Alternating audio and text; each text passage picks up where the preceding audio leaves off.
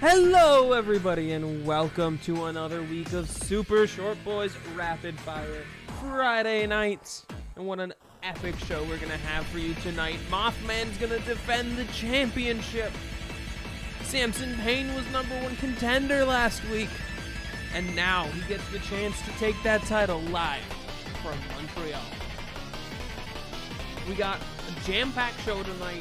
Cutlass is going to make his first in-ring appearance on Rapid Fire Friday nights this week. But before we get into any of these matches, do I have a special announcement to bring to you. Many of the greatest warriors of all time had their ways of settling a feud, from the gladiators of Rome to the knights of Europe, and even the classy formal duel, none more synonymous with the heights of the Wild West Showdown.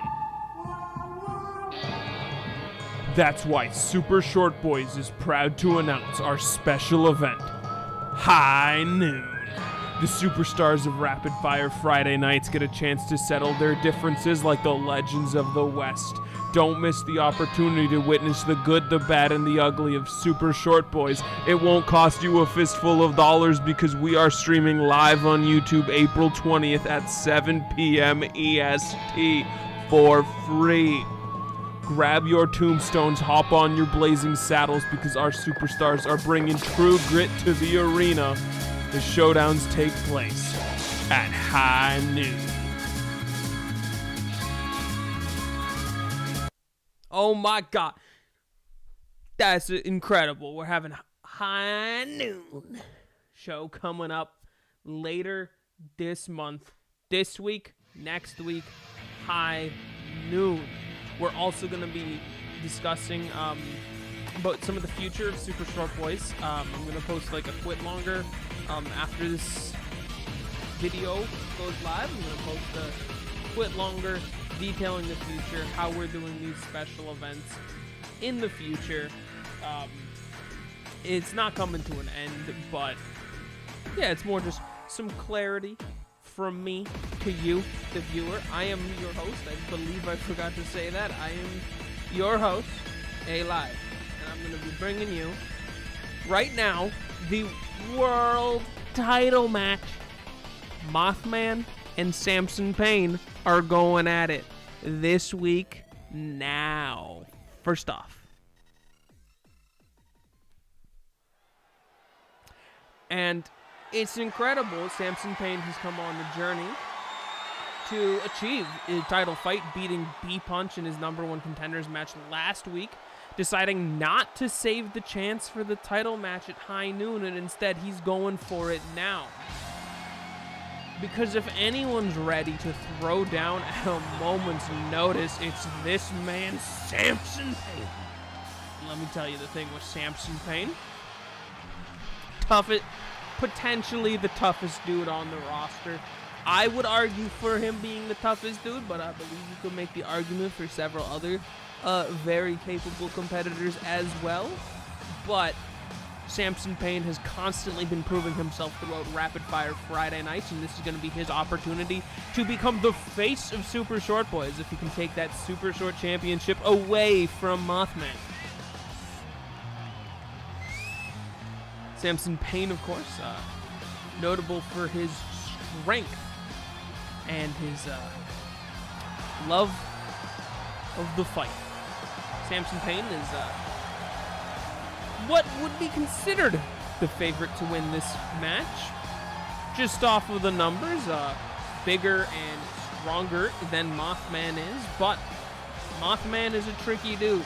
He didn't become champion by entertaining the fans like Samson Payne has. Mothman always has a trick or two up his sleeve.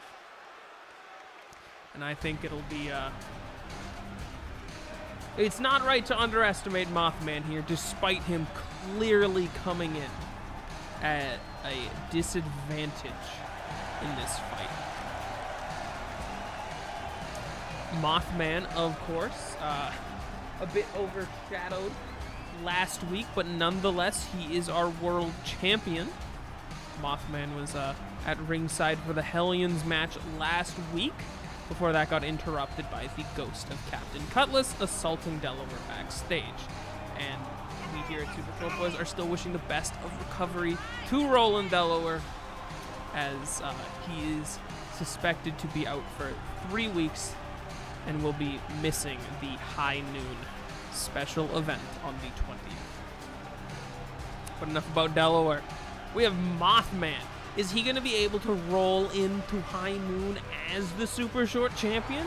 Is he going to lose it before he gets to really show it off at that special event? We'll have to see. This is Mothman's second title defense on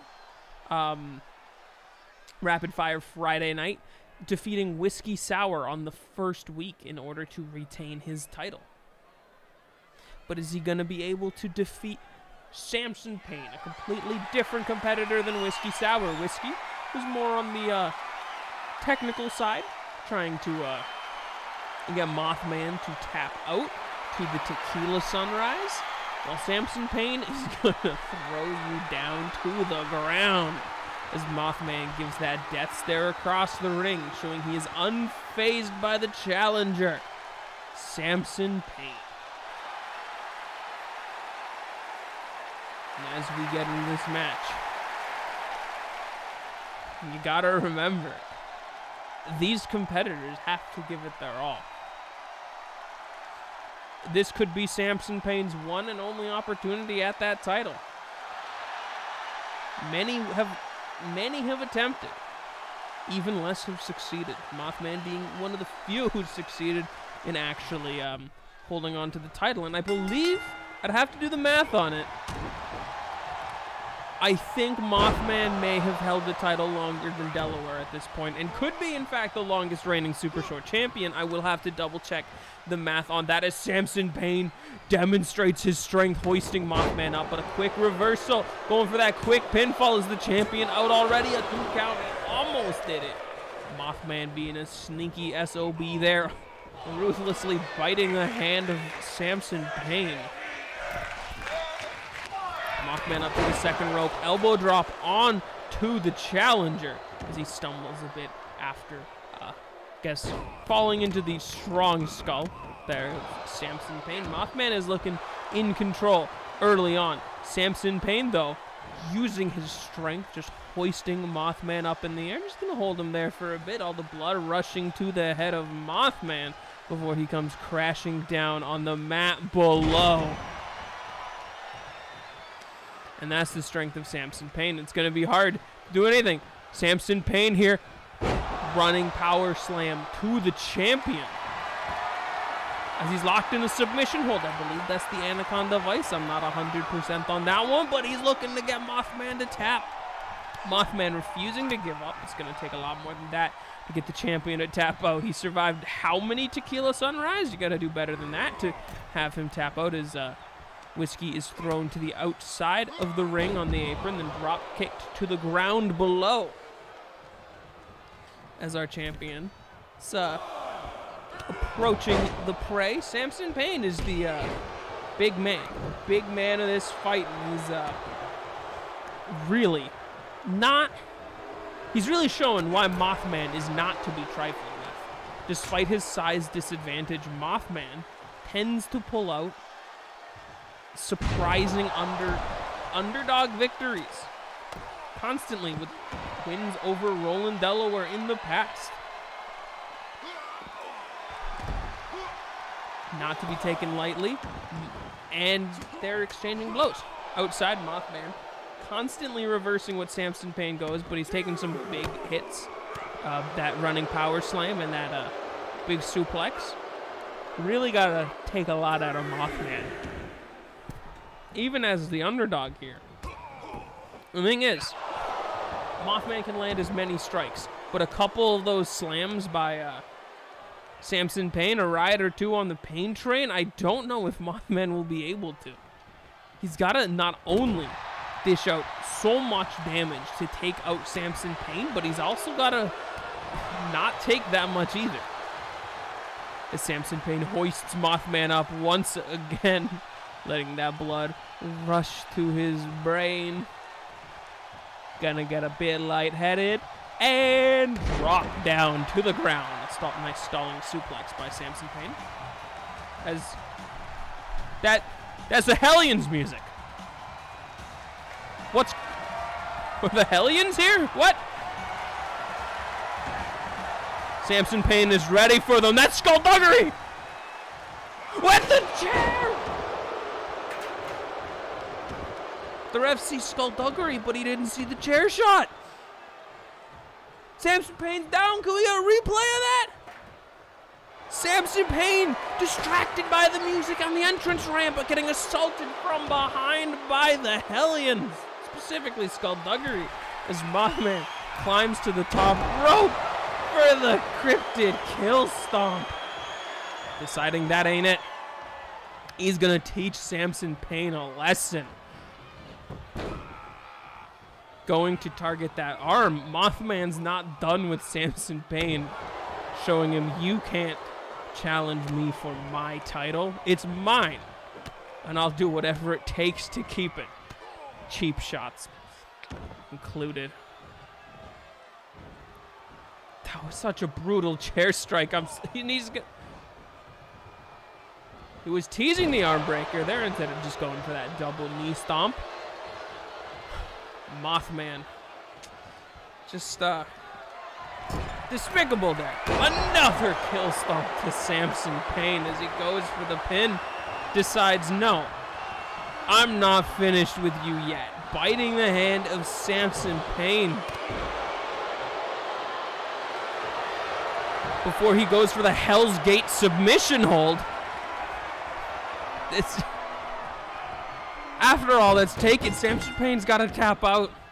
He can't risk the injury. Mothman taps out Samson Payne. Thanks to a little bit of interference by skullduggery.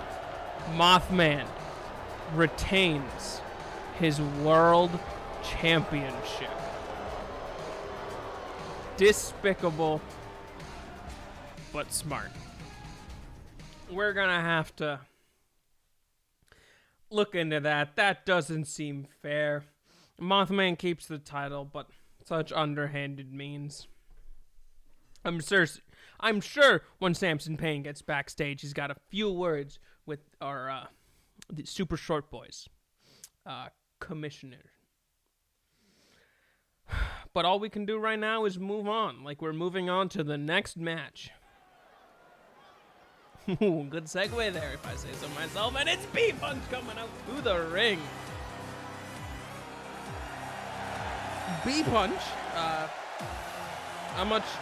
not much to say about B-Punch that hasn't already been said before, but I would assume he'd like to avenge his loss last week.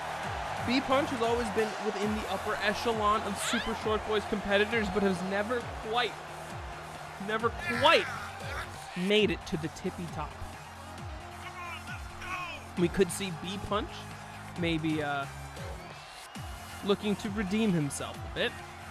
After his loss to Samson Payne last week, despite the good effort he put in, it wasn't enough to clinch that number one contender spot, so whoever his opponent is here is surely in for a rough one, as B-Punch is gonna look to claim everything that was taken from him.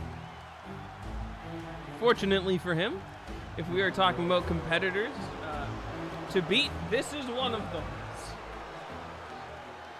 Inherently beating Big Sludge doesn't mean very much, but if you lose to Big Sludge, oh boy, oh boy, oh boy, is that bad.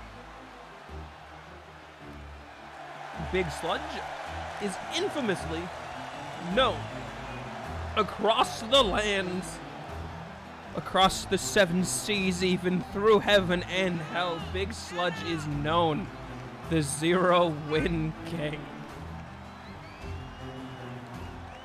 But despite everything, Big Sludge is only 1 win away from having more wins than he's ever had before. If Big Sludge is able to pick up a win here against B-Punch, that would be incredible for him as he actually wins a match.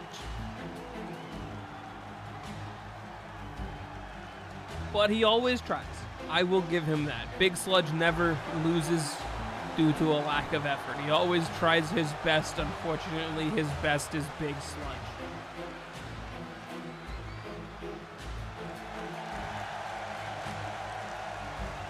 You know, he almost was a tag team champion. I think his claim to fame is actually creating the tag team a team that almost won the tag team championship. Enough about what happened before. We'll get right into this match as B-Punch takes on Big Sludge. Shoving B-Punch to the ground. The bigness of Big Sludge is too much. Just tossing him around. How could a Big Sludge of this size be so Big Sludge, you ask? I'm going to stop using Big Sludge for every adjective I need. Big Sludge tossing B-Punch around. This is exactly what we see out of Big Sludge. The strength, the size, the power. But he gets blown over by one gust of wind and instantly loses. As B-Punch instantly knocks Big Sludge down after one missed elbow drop from the top rope, which is a lot of hubris by Big Sludge, thinking he can actually climb to the top rope. Incredible dodge by B-Punch into a flying fist. B-Punch knocking down Big Sludge repeatedly. Big Sludge can't stay up long enough even if he tried. He just gets knocked down. The power of B-Punch. Bravala's Wrath! Knocking Big Sludge out. How quick was that match? That may be the shortest match we've ever had in Super Short Boys. I need to find a timer for that. We'll have to double check after the show. But that was like 2 minutes at most. B-Punch comes out victorious against Big Sludge, as nobody is surprised except maybe Big Sludge himself. And as we get updated words from our commissioner backstage, we now have a main event for High Noon. Our main event, Samson Payne is taking on Mothman for the Super Short Boys Championship. We're definitely gonna have to find a way to keep the Hellions out of that one if Samson Payne wants to retain. Speaking of not retaining championships, out comes a team that did not win the tag team championships, the Bobka Boys. Bad segue. Bobka Boys are going to be competing here in a tornado tag team match. Slightly different than your regular tag team match, as both competitors will be in the ring at the same time. There is no need to tag in and out your ally because you two are fighting at the same time. Bobka Boys could find some success in this match, hopefully. Put them back in that tag team championship scene as, really, really, is Psych Radis gonna get tag team championships? They've lost everything they've ever done here. Speaking of Psych Radis, the team coming off of a big win against Psych Radis last week, Pimp in their second match of Super Short Boys. Pimp, of course, short for Pistula's Internet Militia. As we have the Cobalt Neo Neko and Ninja Born Critic coming into their second match of the night. Or not of the night, yeah. Of Rapid Fire Friday nights. These two diehard followers of Pistula Donkules and his podcast will take his word at gospel. And unfortunately for them, Pistula Donkules never responded to my messages last week and did not record us a rapid fire recap for week 2. We will hopefully be getting a rapid fire recap for week 2 and 3 out around the same time. has huge blows to start this. Colin going... Oh, this is going to be tricky. They're both going at the same time. Colin going up against the Critic, and Cobalt going up against Corey. Oh my god, everyone in this match has a C in their name. Everyone starts with C. Critic, Cobalt, Colin, Corey. God damn it, this is going to be hard to keep track of. It should have booked a different match. As we have the knee breaker there by Colin onto the Critic, as Cobalt and Corey are fighting off at ringside. The Critic knocking Colin down from the top rope. Cobalt going for a nice Irish curse onto the outside to Corey. Now, this match is going to be important for both teams, as currently there's no challengers for Gord Gang Gang's title, and I'm sure a good showing in this match could put either of these two tag teams in a nice championship opportunity spot, potentially. Unless someone's able to pick up a win against the current champions. Big drop kick there by Critic onto Colin. As Pimp is going after the Bobka Boys, who self-proclaimed raddest and baddest tag team in Super Short Boys. Certainly ain't looking at like it right now, although they are coming back in with some momentum. Corey and Colin doing synchronized knee strikes to the other people's knees. I wonder if that was intentional or just a coincidence. Of course, Colin and Corey of the Bobka Boys, brothers, where Colin has been trained by Corey. So I'd imagine a lot of their moves being very similar, as we have Brainbuster onto the Critic by Colin. Corey goes Brainbuster of his own, Gutbuster to the Critic in the background. They both go for the pin. 1 count, 2 count, Cobalt's up. 1 count, 2 count, Critic's down!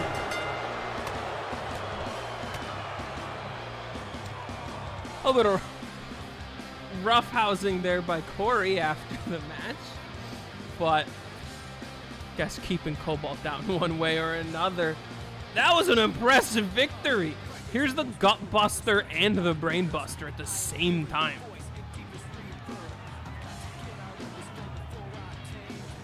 That was incredible.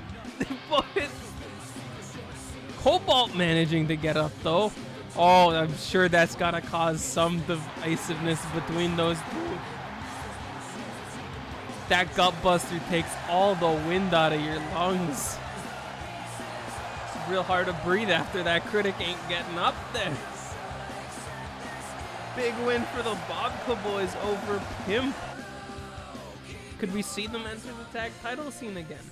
Who knows? Only time will tell. The next match we have on our card is actually special. We will be having a 4-man battle royale. I'll explain the rules of the battle royale shortly, but the first thing of importance to note, our commissioner has guaranteed the winner of this next match a match of their choosing. They get to pick their opponent next week. With some stipulations, you know, we're not going to let them interfere with the Samson Payne Mothman main event, of course, for high noon. But La Mosca coming down to the ring, they will be able to essentially get whichever match they would like for next week on Rapid Fire Friday nights. La Mosca coming back from only a 1-week hiatus after being assaulted by the purple guy, who's gone now. You'll never have to see him again, don't worry. La Mosca back in action, hoping to pick up a nice win to secure his momentum once again. Despite not taking any losses, that 1 week off of TV does kind of... It hurts the momentum. When you're winning, you like to keep winning, so I'm sure La Mosca would love to win this match,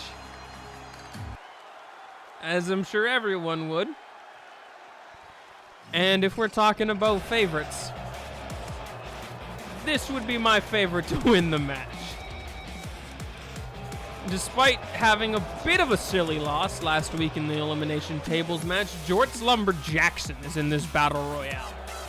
Now, a Battle Royale, you can only eliminate your opponent by throwing them over the top rope where both their feet land on the ground. Good luck throwing Lumberjackson over the top rope. And I know I said I gave 80% of my net worth betting on Jorts last week. Fortunately, nobody else was betting, so I didn't actually have to lose my money. But I'll put 80% of my net worth on Jorts this time. And a competitor who definitely needs this win more than anyone. Barathrum, who's been cryptically calling out his opponent. We don't know who. It's straight up still a mystery. He has yet to actively tell us who it is, but someone's hiding in the timeline. Someone Barathrum wants to fight who's just not responding. So I'd imagine if Barathram's able to win this match, he can actually call them out and have the match next week on Rapid Fire Friday nights. So I'd imagine this match means more to him than the others. Although I'm sure all the other competitors would also like to win, as, you know, winning's good for your career. It's not the craziest concept in the world. It's hard to lose that much and still be relevant. Big Sludge, of course, is the exception. Someone's gotta lose. Barathrum staring down his opponents there, eyeballing both La Mosca, who Barathrum has a history with, and Jorts Lumberjackson. As we look towards our fourth and final competitor of the evening, the crowd roars. Azure Ballet coming down to the ring. Azure Ballet last week got a bit of revenge on the Hepst of La Mosca, banishing the Burple guy from Super Short Boys. Of course, Azure Ballet, the protege of La Mosca, being taken under his flywing and trained. So you could be it would be interesting to see how the dynamic of these two play, as I'm sure you're not pulling any punches against your trainee. Azure Ballet, of course, still looking to make a name for himself despite the big win over Burple Guy last week. This is another tier of competitors. These are the strongest competitors Ballet has been in his career. He's beaten the Burple Guy, okay? The Burple Guy was a joke. Big Sludge probably could have beaten the Burple Guy. But this is Barathrum, Jorts, and La Mosca. Much bigger threats. Well, Barathrum and La Mosca staring it down on the outside, letting them know they are not phased as Azure Ballet continues his flamboyant as fuck entrance to the ring. Taunting the camera there as the crowd roars. The whimsical Azure Ballet. Getting prepared for this Battle Royal. I definitely have to say I'm not too big a fan of Azure Ballet's chances in this Battle Royale, as he's very prone to flying, and you're going to go flying over the top rope. Unlike Jorts Lumberjackson, I'm putting 80% of my net worth right now down on Jorts Lumberjackson. I'm going to be at least 100 air after this match if Jorts wins. Ballet rebounding into a springboard DDT as La Mosca and Barathrum are going right at it on the other side of the match. Monkey flip powerbomb by La Mosca.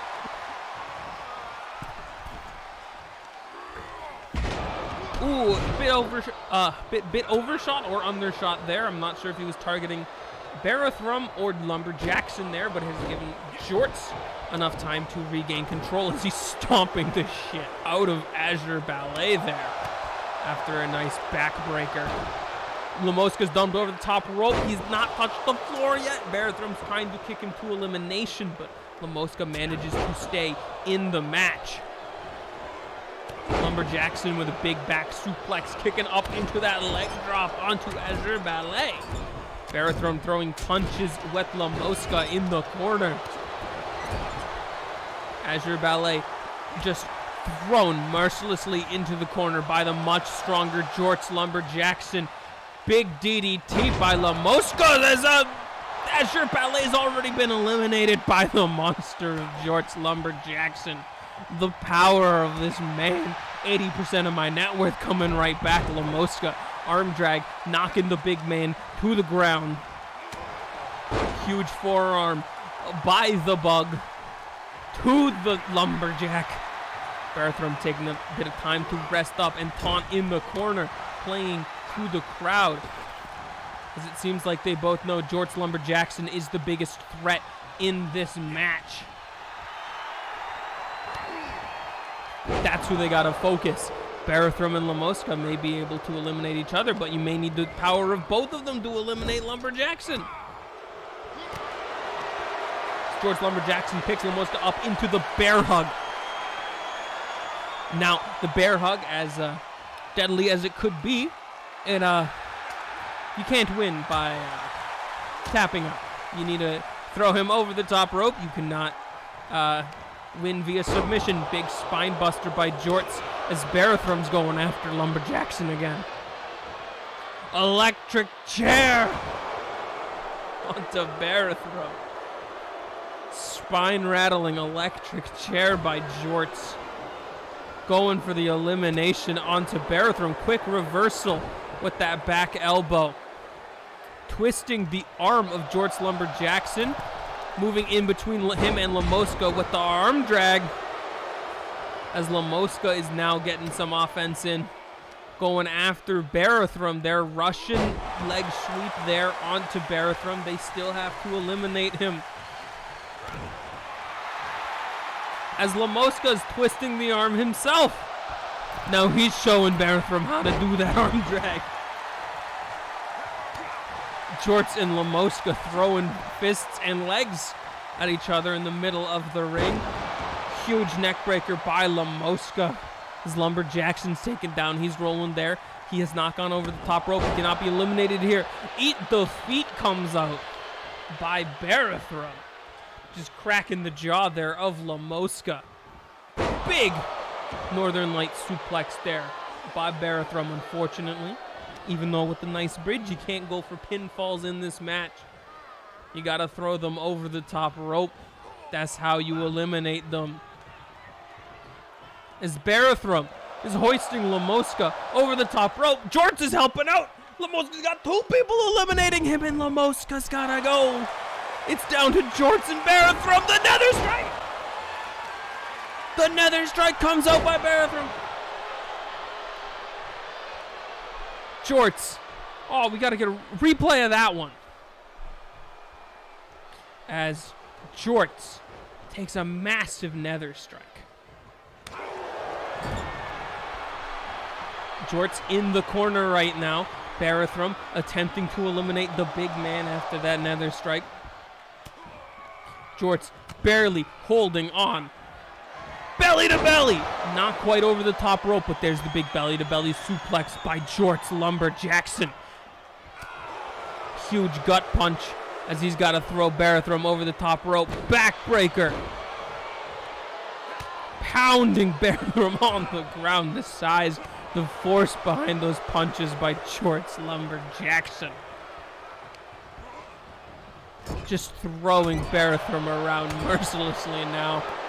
The Nether Strike wasn't enough to keep him down. Barathrum's got to go for a bit more. Quick chops to the chest by Jorts into another suplex. You got to toss him over the top rope, buddy. Got to go as he drags Barathrum over. Barathrum squirming attempting to get out, but the big man of George Lumber Jackson. George is your winner and will get a match of his choosing next week on Rapid Fire Friday Night. Stay tuned to the @SuperShortBoys account on Twitter, where we will be giving updates on such things, as well as after the match. We're going to post a little behind-the-scenes explanation, future Super Short Boys, and what we plan on with that. Jort celebrating a massive win, and I have 80% more money now. That is incredible for both of us. I bet on the right person for once. And here at Super Short Boys, despite my success, we do not encourage gambling on sporting events. That is unethical, and especially for someone involved with the production of the sporting event, that would be extremely unethical. Even if I had some sort of sway in these matches, I would not be betting on them, as that would be immoral and should be illegal. It would be like Congress people betting on stocks.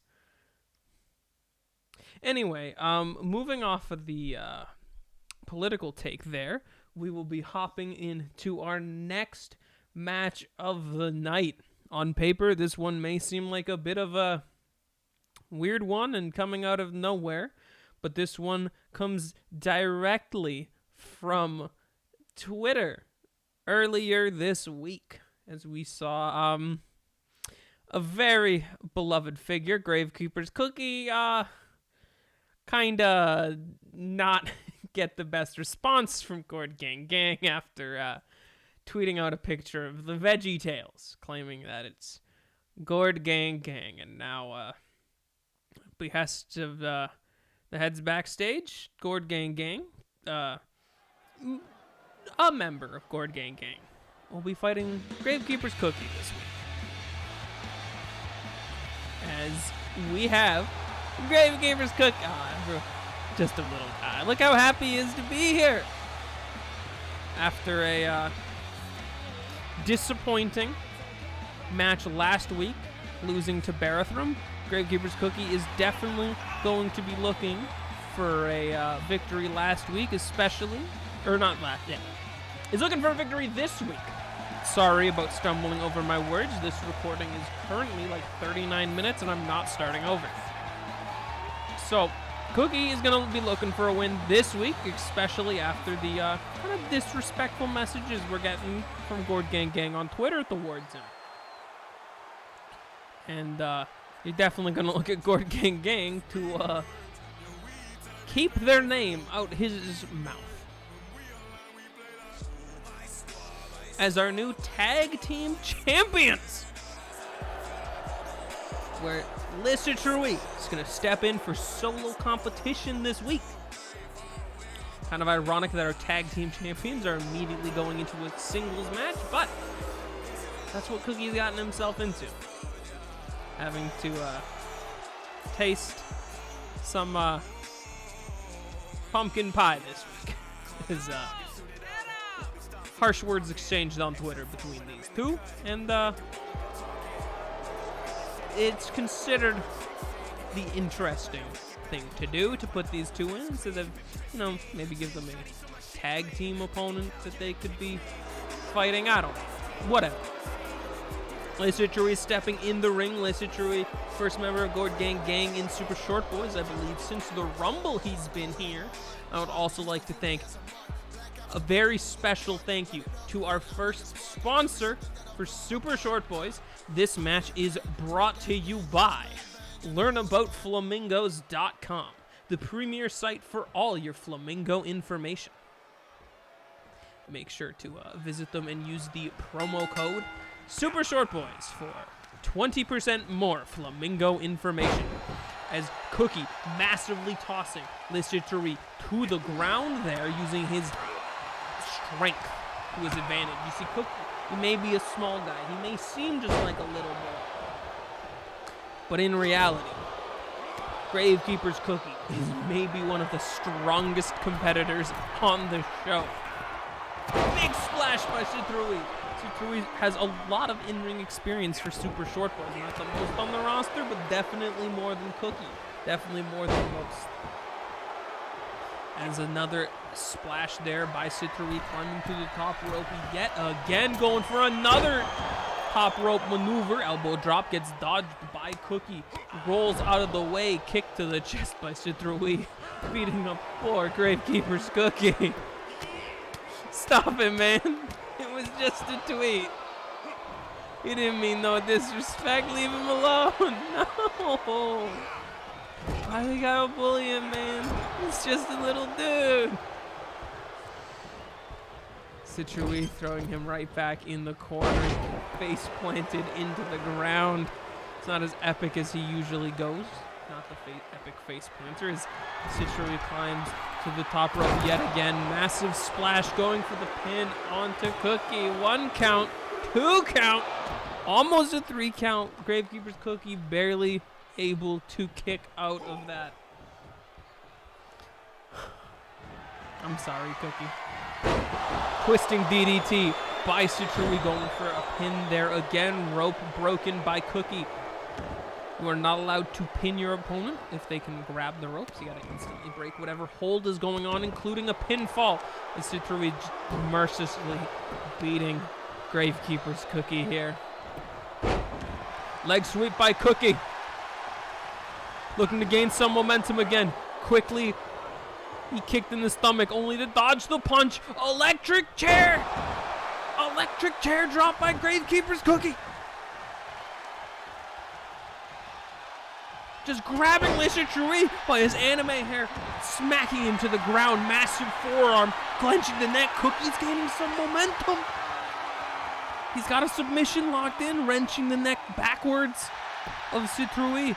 Not tapping out. Citrui knows how to squeeze out of sticky situations, going for more punches onto Cookie. Massive suplex, tossing Cookie to the other side of the ring. Into a tag match, you'd imagine. Citrui would tag in on Labragine, but this is a one-on-one competition. Leg drag to Citrui by Cookie. Runs to the corner. Big splash by Gravekeeper's Cookie. 1 count. 2 count. Only a 2 count there by Gravekeeper's Cookie onto Citrui. Not able to put him out. Cookie's got a lot more to do before Citrui is out. The fire snap! Cookie hits the fire snap on the Citrui. 1 count, 2 count, 3 count. Screw pumpkin pie waiting Gravekeeper Cookie tonight. Hell yeah! Cookie picks up the victory over Citrui. What an underdog moment. Holy shit, he won. The little man did it. I'm so proud of you, Cookie. So proud. There's the big splash. Another view of that big splash. People must be recording from the crowd. Love to see it. Love to see those views from the crowd. And there it is, the fire snap that put Citrui away.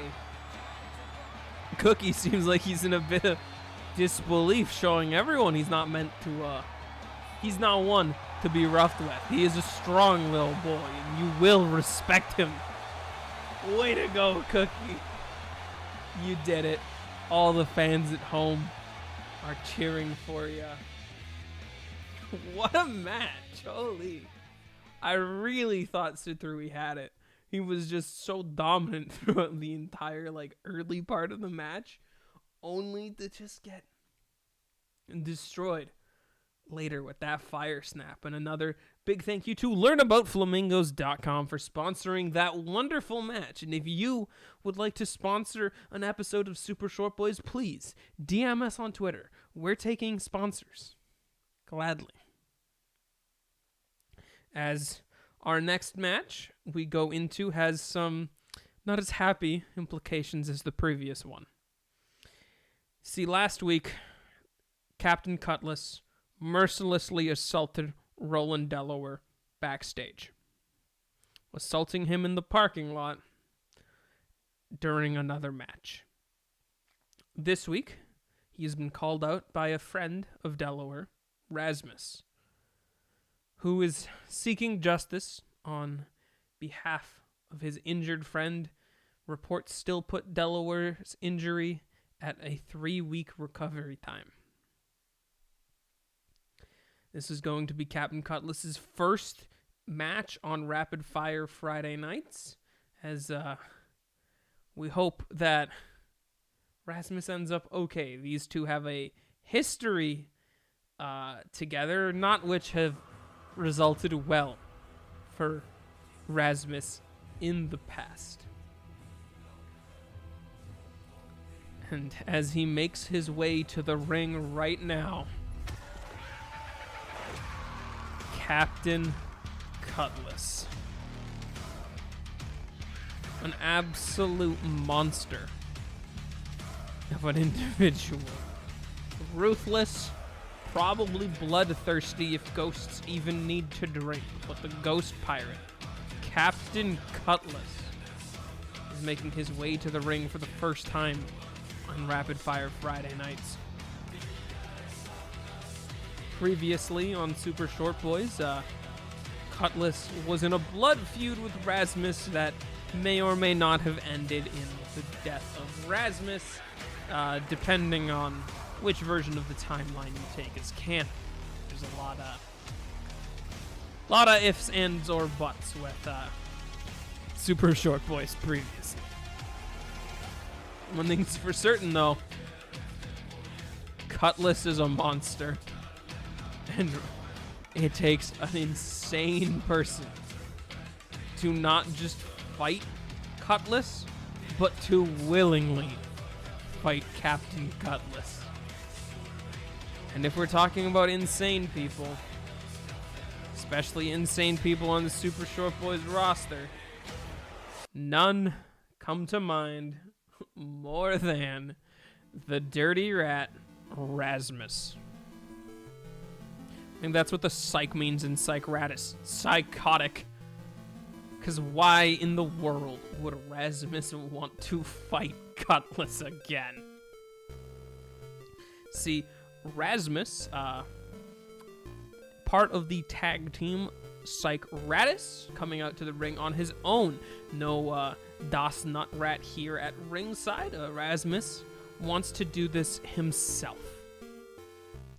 It's gotten personal between these in the past, and he is going to avenge his friend who's in the hospital for 3 weeks. If only that ghost proofing was actually real. I don't know who we hired for that, but they're never working for us again. We're gonna ghost proof the arena. It's like, no, it's a ghost alarm. Yeah, that's not gonna help when he's already in the building assaulting our competitors.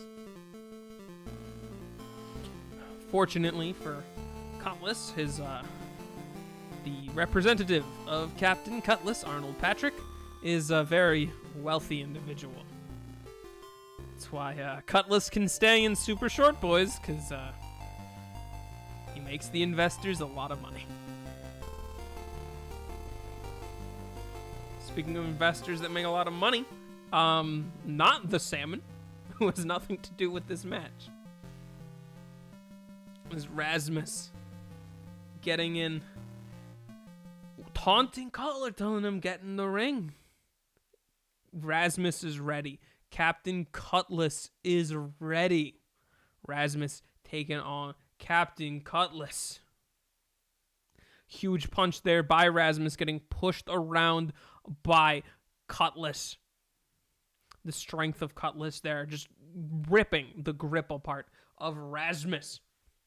Neck break there by Rasmus, getting in control against Captain Cutlass. Military, look at him just hoisting Rasmus into the air. Beast of an individual. That term's a bit overused. I apologize. Sidewalk slam. Monster as well, even though that's overused. But he is a ghost pirate. I think monster is a bit more accurate to describe this merciless aggression of a ghost pirate. as Rasmus throwing out the quickest strikes he can. Unfortunately, none of them seem to daze Cutler very much as Cutlass hoists Rasmus, knocking him back down to the ground. Stomping Rasmus on the ground, wrenching the neck. Rope break, you gotta break the hold, Cutlass, you know this. Just choking the life there out of the dirty rat. As the ghost pirate gives Rasmus exactly what he asked for. Rasmus wanted a fight. That's what he's getting. It ain't as easy, but he is managing to land some solid strikes in. Rasmus climbing to the top rope, looking for a big splash. A big skydiving splash onto the captain. Unfortunately, Captain moved out of the way, and we got Cutlass here. In control once again, wrenching the arm of Rasmus, going up to that top rope, and he's walking the plank with Rasmus. Look at him go. Big man, big balancing act, essentially kind of like floating there, dropping down, going for the pin. 1 count, 2 count, almost a 3 count. Cutlass kind of disbelieves that. As Rasmus has successfully survived walking the plank. Punch there by Cutlass onto Rasmus. Irish whipped into the corner yet again. Going for that arm, trying to break the arm of Rasmus there on the ropes, using that for a bit of leverage. Huge, look at that massive foot. Cutlass's foot is the size of Rasmus's head. Rasmus managing to knock the big ghost pirate down to the ground. Massive flipping body splash there by the dirty rat. Rasmus originally starting out his run in Super Short Boys as a singles competitor. He's going for the pinfall. It ain't quite it. Rasmus, maybe despite being on a bit of a bad luck streak with Psych Radis, massive flying double stomp as he goes for the pin onto Cutlass. 1 count, 2 count, is it an upset? No. Cutlass manages to break free. Despite the kind of losing streak of Psych Radis recently, maybe a step back into the bread and butter, the original style of Rasmus. He's going for that. He's going for something. Is this a double stomp off the top rope? He's going for a huge cross body off the top rope, knocking the captain down again. Unfortunately, the rope break is there. Maybe this the moment back to his singles career is the way for Rasmus to go. He was going to jump off the top rope. Change of plans there. The unpredictability of Rasmus. Sometimes I don't think he even knows what he's going to do. Drop kick. Cutlass thrown to the outside. Rasmus is showing you can take the captain down. But the problem isn't taking him down. It's keeping him down. He doesn't feel pain like a normal person because you know what? He's not. He's a ghost. Do ghosts feel pain? I don't know. Rasmus is calling to end the match right here as he's going for his combo there. Just gets picked up by the ghost into a power bomb. 1 count, 2 count. Rasmus kicks out of the power bomb by the captain. Captain Cutlass. He's got to throw his bigger shit at Rasmus right now. Here he is. He's going to walk the plank with Rasmus again. Walk the plank, balancing on that top rope, jumping off it with that clubbing forearm as Cutlass is calling for one of his signature moves, the ship sinker. Rasmus thrown, plummeted to the depths of the ocean by the captain. 1 count, 2 count, 3 count. Captain Cutlass comes out victorious against the dirty rat. Was that massive flip there? Double stomp. It's when we thought Rasmus was going for it, and then that power bomb. It all went downhill from this power bomb. The massive blows by Cutlass. He can take a lot of punishment, but his punishment hurts a heck of a lot more. Captain Cutlass comes out victorious. Oh my goodness. Someone who can stop him? I have no idea. Hopefully someone can stop the captain. As we get into our final match of the night, our main event of the evening, which unfortunately we haven't been advertising too much as we have High Noon up on the future. I hope everyone remembers last week with the debut of the Internet Championship. The goal of the Internet Championship is to give you at home watching on YouTube an exciting match every single week, as we have the first defense of the Internet Championship this week. The champion, King Falcon, has his first defense against one of the men from the previous elimination match, as Mike Casanova is attempting to gain the title from King Falcon in our main event of the evening, our second title match of the evening. In fact, as we have Casanova coming down to the ring. Both of these competitors some of the newer competitors, not brand new, but newer competitors to the Super Short Boys roster, both of them debuting in Rapid Fire Friday nights. You know, maybe if Casanova was the champion going into High Noon, that would be dope. He's got the cowboy fit going on, assless chaps and a cowboy hat. He'd fit right in as champion at High Noon. Maybe that's what he's going for. He's got to hold that championship to High Noon, could be. But he's got to take on Falcon right now. A king versus a cowboy. Royalty versus the lawless. And other ways to say the same thing. As we have Casanova, who has unfortunately not been able to pick up a big victory so far in Super Short Boys. Coming very close multiple times, but never quite enough. Although if you do look back at his matches,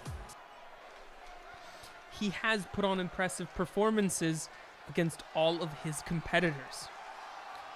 Losing to Samson Payne and Falcon, nothing to be ashamed of. Those are two incredibly strong competitors, as we see King Falcon as the first ever internet champion coming down to the ring right now. Sword in hand, which we do not let him use, but it's there for the theatrics.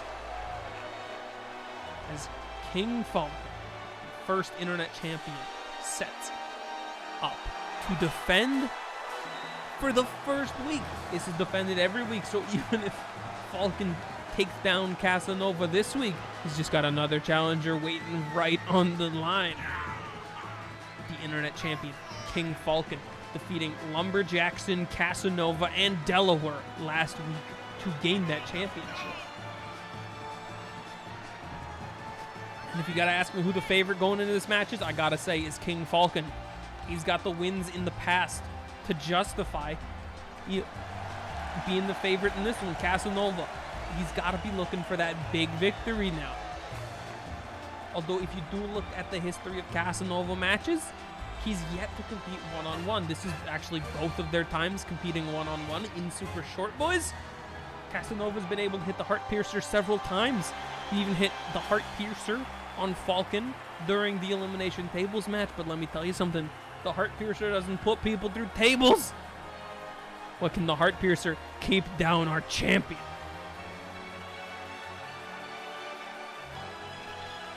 His Falcon is all geared up and ready for the first defense of the Internet Championship. Look at that belt. It's so fancy. It's even got the Super Short Boys SSB at the top. Impressive. The challenger, Casanova. clearly has the fans behind him in this one, looking for his uphill battle to take down the King.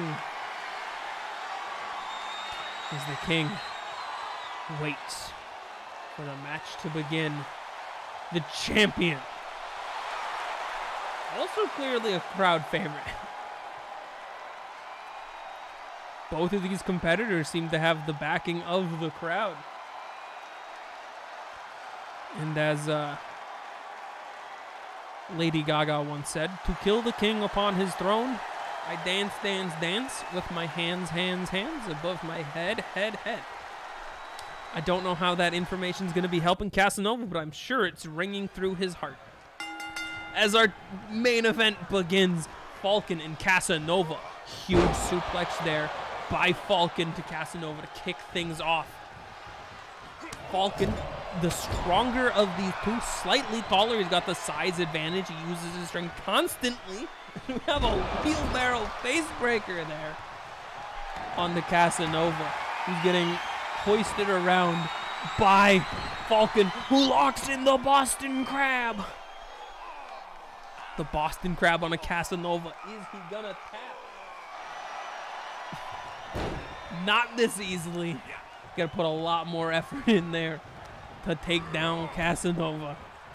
And let me tell you, if you think you're gonna look at the timestamp to see if this match is gonna end, I'm putting an extra X amount of time at the end of this video just so you can't tell when the main event is gonna end. Just for you. Huge stomp there by Casanova to Falcon outside of the ring. These two competitors trading blows back and forth, wrenching the neck of Falcon. Both Casanova and Falcon looking to prove themselves in their first one-on-one matches within Super Short Boys. Neck breaker by the King to the Cowboy. Big gut kick there onto Casanova, thrown into the ring post. That's gotta hurt as pure steel, pummeling away at the challenger. And see, if the ref, it's a count of 6 right now, if the ref is successfully able to count to 10 before one of these competitors is back in the ring, that is a count out, and the title does not change hands on a count out. Falcon resets the count by leaving and then, or entering the ring and then exiting once again. As he makes laps around the ring, pacing for an assault on Casanova. You can be disqualified, so don't really have a reason to look for anything under the ring. Falcon taking an advantageous spot in the ring because Casanova's got to climb in. And there it leaves him vulnerable as he's walking in the headbutt from Falcon. That's what he was looking for. Great ring smarts there. Actually positioning himself to where Casanova crawls back into the ring. He's hurt. He gets the first strike as the elbow drop is missed. Chin breaker there by the challenger, Casanova. Huge chop. We got the double underhook DDT. Double underhook DDT by Falcon onto Cass. He's going for the pin off of it. A 1 count, 2 count, barely a kick out by Casanova. That hesitation going for the pin may have been enough to let Casanova squeak out there. As Falcon lifts Casanova, spinning him around. As the King goes, I don't remember what he calls that move, unfortunately, but he goes for a finishing move on Casanova. Barrett, who's still able to kick out. If you have any ideas for King Falcon's finishing move, let us know in the comments below. I will be taking suggestions for his non-regicide move. As the elbow drop crashes down on Casanova, flexing to the crowd again as he goes for the second elbow drop, dodged though by Casanova, who quickly calls Falcon back to his feet. Falcon gaining some momentum here, back suplex back to Casanova. Casanova's taking punishment throughout this match. He needs some sort of advantage. Neckbreaker. Falcon is just using his strength and ruthlessness to to destroy Casanova.